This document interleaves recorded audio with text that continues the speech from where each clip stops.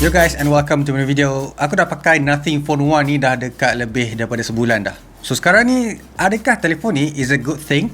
Sebab kita tahu dia bawa banyak hype, dan sebabkan ni adalah company baru, how well dia buat dengan first telefon Nothing Phone 1 ni. Okay, so kita start dengan dia punya software dulu. So dia punya Nothing OS ni actually is quite smooth dengan Android 12, tapi dia bawa vibe tu macam sebuah telefon macam pure Android. So dekat sini memang legit dia pakai software yang sangat-sangat licin, sangat-sangat tak ada bloatware, menyenangkan hati aku.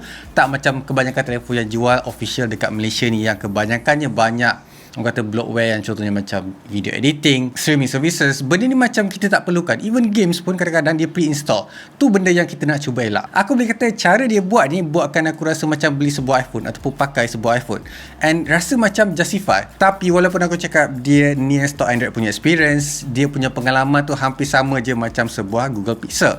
And aku boleh kata Google Pixel ada bawa skin dia sendiri kan. So this one is no different. But apa yang kau perlu tahu, dia punya user interface, user experience feels almost the same. Dia punya widget, dia punya notification panel, quick setting tu almost the same macam sebuah Google Pixel. Tu apa yang aku suka. Benda yang aku rasa macam quite underrated and self-awareness yang ada dekat Nothing Phone ni buatkan aku respect adalah dia punya horizontal kind of views untuk notification.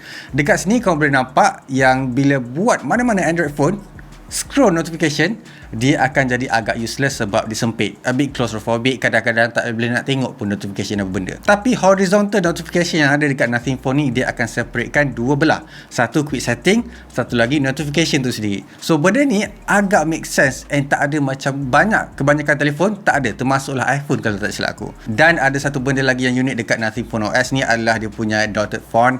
So kalau kau tengok notification, baca jam, tengok dia punya setting, akan always guna font dotted. Ada orang tak suka, and to be honest, mula-mula sekali aku tak berapa nak favourite sangat, and aku kan kalau boleh nak tukar. Tapi bila pakai lama-lama rasa macam okay je, tak ada masalah and readable je untuk mata aku sendiri. Tapi how's the software? Is it good? Is it bad? Aku boleh kata 80 ataupun 70% of the time akan rasa software tu okay je. Tapi 30% tu dia satu lagi tak respon. Lepas tu satu lagi aku tak pasti sama ada dia berfungsi ataupun dia just screen freeze. So aku tak pasti yang tu. Tapi overall aku boleh kata dia punya software kali ni dia tak sehebat macam sebuah telefon flagship yang aku guna.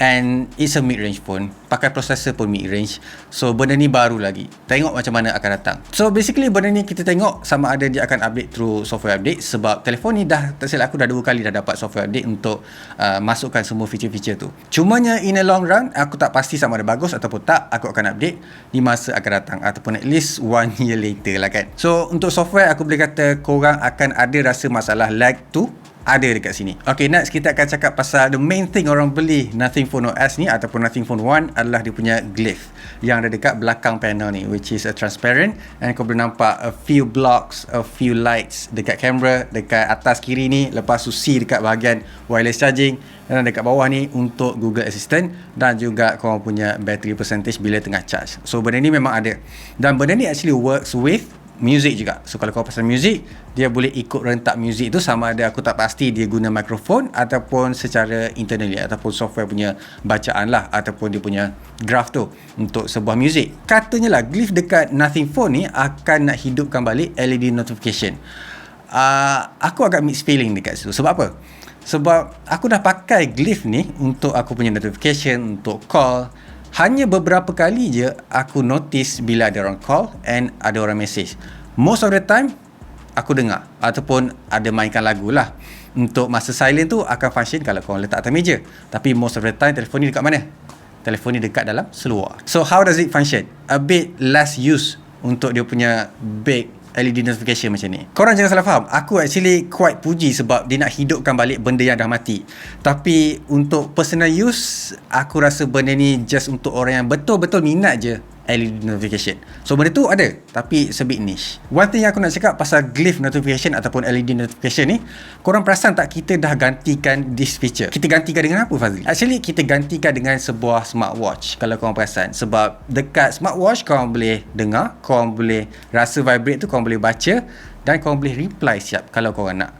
So untuk LED notification ni is bezakan antara a few years ataupun a few decades dengan modern smartphone and modern accessories yang ada dekat pasaran. Satu pengalaman aku dengan Glyph agak kelakar adalah benda ni actually quite terang tau, lampu ni. So bila kau guna telefon ni and letak dalam poket, lampu tu akan menyala dalam seluar. So kau bayangkan aku tengah tengok wayang, lepas tu ada notification masuk, seluar aku menyala. Kau tak panik? So orang sebelah kau rasa panik tak? Rasa pelik tak? Apa benda siut dalam seluar kau? Ada bom ke apa? Sekarang kita cakap pasal dia punya kamera pula. Ramai orang kata telefon ni tak ada kamera yang bagus and buat live pun tak apa nak dengar. So dekat telefon ni actually aku dah guna a few scenes dah, a few cara dah. And aku boleh kata gambar dia tak berapa nak efisien. Maksudnya walaupun kau tarik gambar satu tu lawa, next gambar yang kau snap most of the time tak akan activatekan HDR tu and semua benda akan nampak gelap and shadow tu terlalu gelap and it's not usable untuk diri aku sendiri untuk post dekat Instagram. So far benda yang aku suka dekat kamera telefon ni hanya a few times sahaja. Most of the time aku tak rasa nak ni pun, sebab kadang-kadang aku guna just untuk share dekat dalam WhatsApp group je and nak tunjuk yang kamera tu bagus ataupun gambar yang aku tangkap tu lawa is a bit less dekat telefon ni. Lepas tu aku ada post dekat TikTok juga kata telefon ni tak ada rakaman 4K yang bagus. Yes, that is true, sebab kau boleh nampak kadang-kadang dia a bit laggy and boleh sampai 10 FPS walaupun korang rakam 4K at 30 FPS. Benda ni actually is quite the issue untuk Android phone juga. Tapi untuk telefon ni dia terlalu menonjol. Faham tak? So semua video rakam 4K tu memang tak lawa. Bukan tak berapa nak lawa, memang tak lawa tau. So aku tak prefer kalau korang cuba untuk rakam video 4K. Tapi untuk telefon rakam at Full HD, it's fine. Dan aku ada buat juga live dekat TikTok guna telefon ni. Ramai orang komplain kata mikrofon dekat telefon ni tak berapa nak bagus and tak berapa nak dengar. So aku terpaksa pakai external mic untuk buat live guna telefon ni. Macam mana dengan dia punya performance pula, since dia pakai 778G plus je.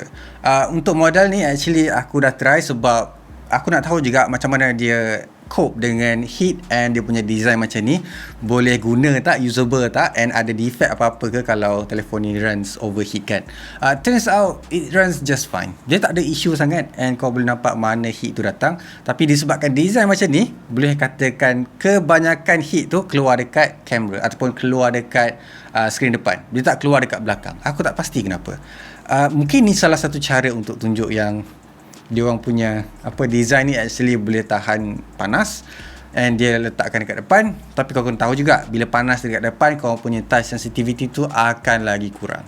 So tu apa yang berlaku dekat Nothing Phone 1 ni. Tapi untuk run PUBG macam biasa tu, dia boleh run sampai 60 FPS je, 90 FPS tak dapat. Tapi mungkin in future update dia akan dapat enable kan that feature. Tu tak pasti. Benda yang kau perlu tahu juga, dia actually tak ada gaming mode.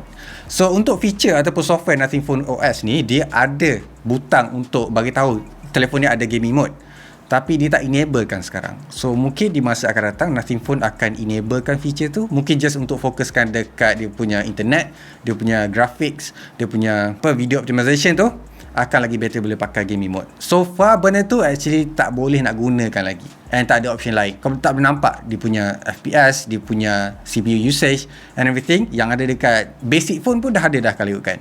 Tak ada dekat sini. Satu benda yang aku sangat-sangat nak tekankan dekat sini ataupun benda yang paling negatif yang aku rasa ada dekat telefon ni tak ada dekat telefon lain adalah dia punya screen brightness punya sensor.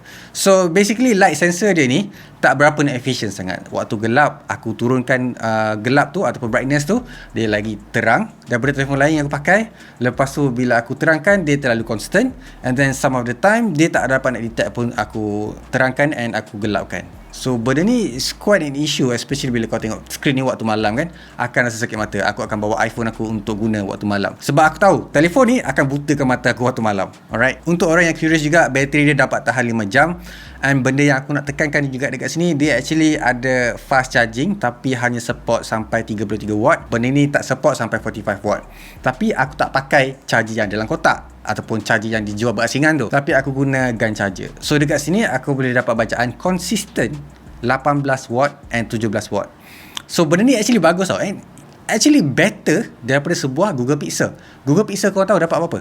9 watt. What the hell Pixel? Kenapa kau buat macam tu? And aku lagi puji, lagi senang pakai telefon ni sebab dia ada fast charging yang aku boleh kata konsisten. Still less than 1 hour. Bagi aku benda tu dah bagus dah. So Fazli, what's the verdict? Telefon ni okay ke? Dah boleh add to cart ke sekarang? aku akan kata this is not a first choice kalau aku nak pilih sebuah telefon mid-range. Contohnya, aku boleh kata dia tak in benda yang aku nak fokuskan. Contohnya macam kamera, kalau aku nak tangkap gambar tangkap gambar selfie. Lepas tu untuk glyph, aku akan kata dia bagus buat benda yang dia sepatutnya buat, efficient je, and ada je feature tu yang korang boleh guna. Tapi most of the time 5% tu je aku akan perasan pasal dia punya glyph. And untuk aku sendiri recommend telefon ni agak kurang lah. And 40% je aku akan kata ya, sebab telefon ni macam okay je. Tapi apa yang kau perlu tahu juga adalah telefon ni actually dia bawa vibe macam pakai iPhone.